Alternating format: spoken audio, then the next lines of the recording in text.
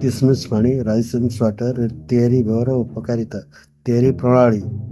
एक किशमिश बाछंतु कला किशमिश ब्लैक राइसेन्स अधिक उपकारी किंतु सोनाली किशमिश गोल्डन मध्य व्यवहार करें। दुई धोई नियंतु 20 ରୁ 25ଟି किशमिश को स्वच्छ पानी भल भाव धोई नियंतु। 3 भिजाई दिंतु 1 ग्लास 200 ml गुनगुना पानी रे किशमिश को राति सारा 6 ରୁ 8 घंटा भिजाई रखु। 4 पानी पिउतु सकाळ खाली पेटरे से भिजा किशमिश पानी पिउतु और भिजा किशमिश सहित खाई दिंतु।